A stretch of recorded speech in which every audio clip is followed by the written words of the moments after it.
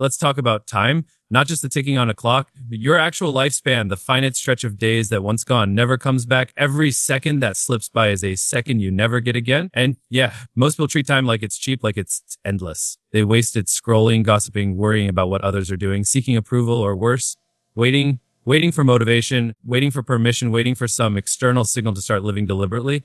Here's the truth: time is the only true currency you have. Everything else, money, relationships, status, you can lose it and rebuild. But time, it's one directional. Every moment you give to something meaningless is a moment stolen from something that could have built you, changed you, elevated you. And the trap most people fall into is thinking they have more of than they actually do. Think about it. How much of your day is actually spent on things that serve your purpose? Not just stuff that looks productive on the outside, but things that genuinely move you forward. If you strip away all the noise, the social validation, the fear of missing out, the obsession with what others are doing, you'll probably find there's not much left. And that's a problem because most people live in distraction, not direction.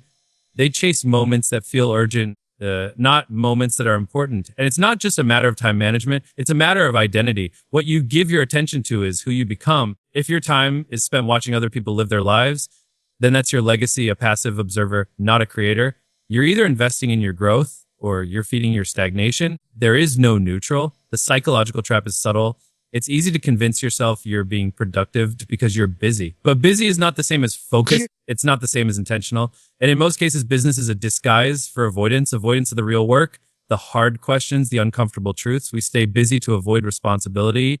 In general, it's just we stay busy to avoid ourselves. And then there's this idea of waiting for the right time. But here's the paradox: you don't get more time by waiting. You lose time by waiting. Time pause just because you're unsure or insecure. It keeps moving. So every time you say, I'll start tomorrow, you're essentially gambling with the most precious asset you have. And the house always wins. Philosophically, this is existential. If you believe your life has meaning, if you believe you have meaning, then every second matters. Wasting time is not just inefficient.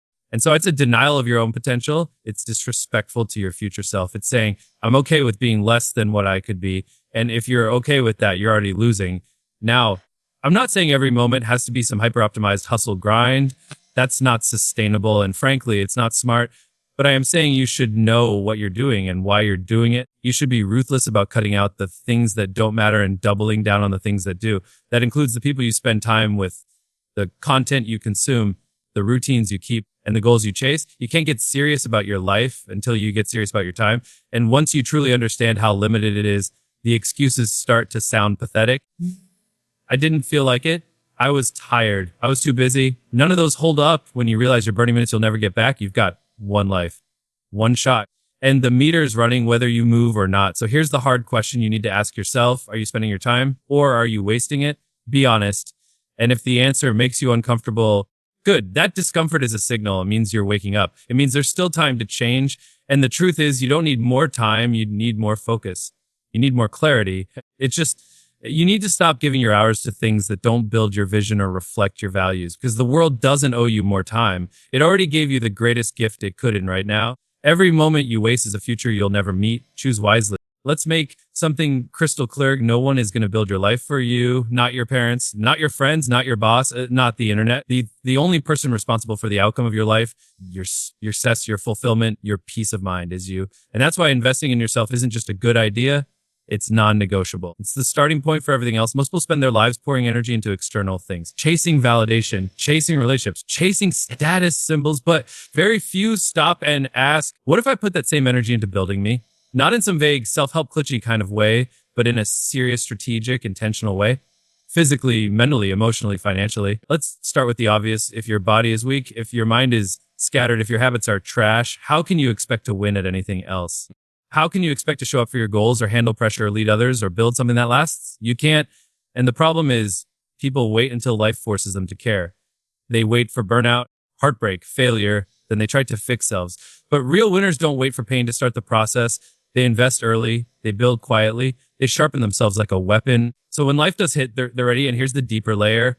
Most people avoid self-investment because it forces them to confront the uncomfortable truth. Growth hurts. It's easier to scroll. It's easier to point fingers. It's easier to stay the same. But easy never leads anywhere worth going. Every version of you that you admire, the disciplined version, the focused version, the confident version, that person is built, not born. And the building process is slow. It's repetitive, it's lonely, but it works. This isn't about some overnight glow up in general. This is about making long-term deposits into the person you want to become. It's going to the gym when no one's watching. It's reading the book when it'd be easier to binge Netflix. It's turning your phone off and studying, creating, working, even when no one's applauding you, especially when no one's applauding you. Psychologically, there's a concept called delayed gratification. It's the ability to resist short-term pleasure for a bigger long-term reward. And it's one of the most powerful predictors of success in any field. It's just the reason most people don't grow isn't they're not capable. It's because they can't wait. They want results without patience. They want respect without work. I think in general, it's just they want confidence without challenge. But that's not how reality works. You don't get outcomes you didn't earn. When you invest in yourself, you're doing more than just improving your life. You're changing your identity. You're telling your brain, I'm someone worth the effort. And that rewires everything. Your self-respect goes up. Your standards go up. Your ability to bounce back from setbacks increases. You stop tolerating mediocrity, not just in others, but in yourself. It's just, you become the person who expects excellence because you've seen what happened. You hold yourself to it. There's also a deep philosophical angle to this life is chaotic. You can't control everything. The world is full of randomness and justice, but your character, your discipline, your mindset, that's where you reclaim your power. That's where you find stability. The world can strip everything else away, money, status, even people. But what you've built in yourself, that stays, that's yours. And in that sense, self-investment is the only form of wealth no one can ever take from you. No, I want to be real with you. This path, it's not glamorous. It's just, no one's handing out trophies for staying disciplined when no one's watching. You're not going viral for showing up for yourself every day. But over time, people will notice, opportunities will show up, doors will open, not because you got lucky, but because you became the kind of person those doors were made for. And let's be honest, most people are too busy watching others live to take responsibility for their own lives. They'll call it luck. They'll call it privilege. They'll call it anything except what it really is, work. It's just consistent and uncomfortable work. And the longer you delay that, the more you're sabotaging the only person who can actually save you. So here's the question. What would your life look like if you gave yourself the same energy you waste on distractions? How far could you go if you bet on you fully, unapologetically, and with zero shortcuts? In general, it's just the greatest return on investment will always be becoming someone no one can take from you. Don't waste your shot. Most people are drowning in noise, not physical noise, mental noise, notifications, opinions, breaking news, status updates, messages from people they barely know. It's constant. And in that chaos, just most of us never stop to ask, what am I actually trying to do with my life? Because let's be real, if you don't know where you're going, it doesn't matter how fast you move. In general, it's just, you're just getting lost quicker. Focus isn't just about productivity. It's not about some hack to get more done in less time. Focus is about direction. It's about clarity. It's about making sure the energy you pour into your life is flowing somewhere on purpose. And that's what most people miss. They're busy, they're active, but they're not aligned. They're reacting to everything instead of building something. Here's the trap. We live in a world built to hijack your attention. Algorithms are literally designed to pull you away from yourself. They don't care about your goals. They care about engagement. Every time you get sucked in some celebrity scandal or a stranger's vacation photos or the latest you need to doing this by 25 post, it's not just a harmless distraction. It's theft. That's your energy being pulled away from your mission. You might think it's just a few minutes, but that's how erosion works. Not all at once, bit by bit. And those bits add up to hours, to dares, until one day you look around and realize you spent more time watching other people live their lives than building your own. That's a tragedy. And it happens slowly, silently, because distractions feel urgent and your dreams don't. There's a psychological principle called attention residue. When you switch between tasks or split your focus, part of your brain stays attached to what you just left. Even when you move on, you're not fully present. So if you're bouncing from your goals to someone's story, to your email, to a random thought, to a YouTube rabbit hole, don't be surprised when your progress feels scattered. It is scattered. You can't be deep if you're always distracted. Now think about the opposite of that. Think about what happens when you shut the world out and lock in. No noise, no comparison, just you and the task. That's where power is. That's where self-respect is. Because you're not being pulled, you're choosing, you're not watching, you're creating. That kind of focus feels rare now. But it's not rare because it's impossible. It's rare because it's uncomfortable, because it requires discipline, because it means saying no, not just to others, but to your own urges. People will say they want to win. They'll say they have big goals, but they'll still spend half their time checking who liked their post. That's not ambition. That's insecurity dressed up as activity. Real ambition looks like restraint. It looks like knowing when to unplug, when to disappear, when to go dark so you can go deep. Focus is also about knowing what not to care about. In general, it's just because you can't give your energy to everything. If everything matters, then nothing does. You've got to filter out the noise, not just the digital noise, but the emotional noise. Other people's expectations, their judgments, timelines, their path is not your path. And the sooner you accept that, the sooner you can get back to yours. A deeper, almost spiritual side to this too. Focus is about integrity. It's about alignment. It's saying, this is what I believe, this is what I value, and this is how I'm going to live. And then backing that up with your time, your effort, your attention, that's how you build a life that feels solid, not perfect, but real. Because it's yours, not borrowed, not copied, yours. And no, it won't be easy. The world will keep trying to pull you off course. People will question why you're so intense, why you're not more balanced, why you're watching what everyone else is watching. Let them need to understand your grind. They don't need to see the vision. That's your job. Your focus isn't for them. It's for you. So the question becomes, are you going to keep giving your time to every random impulse that shows up? Or are you going to cut the noise and lock in on something that actually matters to you? Because the sharper your focus, the louder your results. There's a hard truth most people don't want to hear. You can't control other people. You can't control what they think, how they act, what they say, or whether they get you or not. You can influence them. Sure. You can inspire them, challenge them, even love them. But at the end of the day, every person has free will. They're going to do what they want. And the more time you spend trying to change others, the less time you spend changing yourself. That's a losing game. Every single time. Think about how much energy people waste trying to fix someone who doesn't want to be fixed, trying to prove something people who don't care, trying to win approval from people who've already made up their minds. You chase validation. You chase closure in general. It's just, you chase the hope that maybe if they change, you'll feel better. But that's not power. That's dependency. That's giving your emotional well-being to people who haven't earned that kind of influence over you. This applies to everything, your relationships, your job, your haters, your past. People carry this need to be understood, to be liked, to be accepted, and it drives their choices. It shapes their identity. But here's the problem. The second your peace depends on someone else doing the right thing, you've already lost it. That's like building a house on sand and hoping the wind takes a day off. It's unstable. It's exhausting. Now, I'm not saying relationships don't matter. They do. But you have to stop expecting other people to complete you or correct you or carry you. That's your job. And the sooner you take that seriously, the sooner your life starts shifting. Why? Because you finally stop outsourcing your power. You stop giving people the ability to control your mood, your confidence, your sense of self. Psychologically, this is rooted in something called locus of control. People with an external locus believe that outcomes are based on other people or circumstances. People with an internal locus believe that even when life throws chaos at them, they still choose how to respond. And that's the key. You can't control the storm, but you can control how you show up in it in general. It's just, you can't control someone else's actions, but you can control your reaction, and your reaction determines the direction of your life more than any outside event ever could. Here's the truth. Most people miss. Your career begins the moment you stop trying to manage other people's behavior and start mastering your own. It's not glamorous. It's not flashy. No one's clapping when you choose to stay calm of snapping back. No one sees when you take a breath instead of sending the petty message, but you see it, you feel it. And over time, those small decisions become who you are. You become solid, clear. And let's go deeper. Most of the time, trying to control others is a distraction from dealing with ourselves. It's easier to point fingers than look in the mirror. Easier to say they need to change than admit we need to grow. But real maturity is realizing you don't have to chase peace. You create it. You don't need everyone to understand your journey. You just need to stay true to it. Let them misunderstand you. Let them underestimate you. Let them talk. Let them leave. You're not here to manage their perception. You're here to build your reality. And if you're constantly bending yourself to fit someone else's comfort zone, you're not growing. You're shrinking. It's just, this is where so many people get stuck. They keep waiting for others to change so they can finally feel okay. But that moment never comes because it's not about them. It never was. It's about what you choose to do with what's been done. It's reclaiming your agency in a world that's always trying to steal it. So yeah, stop wasting time trying to convince, impress, general, or fix people who aren't ready. That's not your job. Your job is to become the person who doesn't need to. Because at the end of the day, the only person you can control is staring back at you in the mirror. And when you master that person, nothing outside of you can break you. Let's talk about something that doesn't get enough attention. Your environment, not just the physical space you live in, but the emotional and psychological ecosystem you surround yourself with.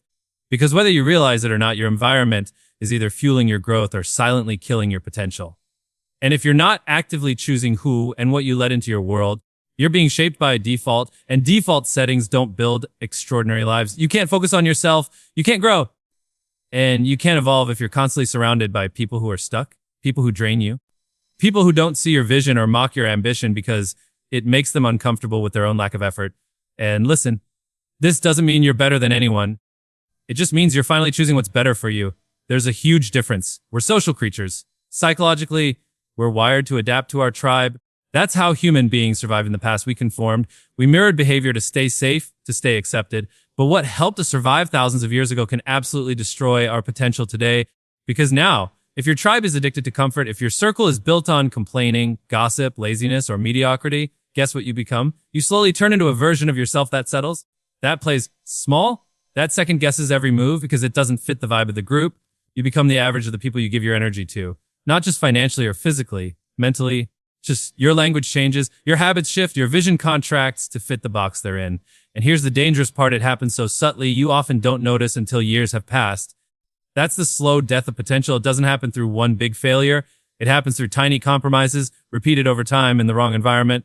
Now, on the flip side, when you surround yourself with people who are obsessed with growth, who challenge you, who inspire you, who are doing the work even when it's hard, you level up naturally.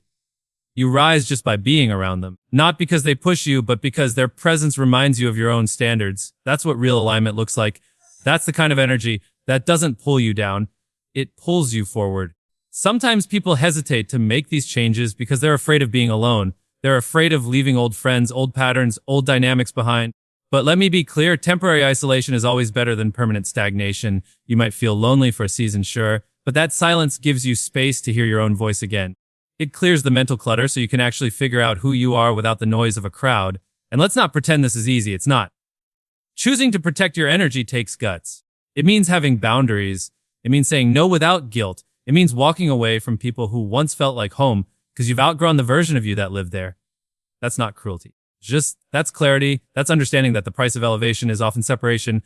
Now, I'm not saying cut everyone off at the first sign of negativity. I'm saying be conscious, be intentional. Not everyone in your life needs front row access to your journey. Some people are meant to be background noise. Some chapters just don't require the same characters. And when you finally get that, you stop trying to drag people with you who were never meant to come. This is where your power multiplies. Because when you control your environment, you control your inputs. And when your inputs change, your thoughts change, your actions change, your identity shifts. You stop chasing permission. You stop lowering your standards just to fit in. You move with purpose, not apology. So ask yourself honestly who around you is adding to your vision and who's slowly blurring it, who makes you feel bigger and who makes you shrink. Whose voice do you hear when you're doubting yourself? And is it even worth hearing? Protecting your environment isn't selfish, it's survival. It's just because the wrong people will talk you out of a life they're too scared to chase themselves. And if you don't guard your space, you'll end up defending a life you never even wanted. Let's be real. Most people don't fail because they're not talented. They fail because they're not consistent. They start things, but they don't finish. They make goals, but they don't follow through. They get hyped for a week, maybe a month, and then they disappear. Not because they don't care, but because they haven't built the discipline to keep going when the motivation fades. That's the difference between amateurs and pros. Consistency. It's not some grand act of brilliance once in a while. It's showing up over and over, even when you don't feel like it, even when it's boring. Even when no one's watching, no one's clapping, and the results aren't instant, that's where the real work happens.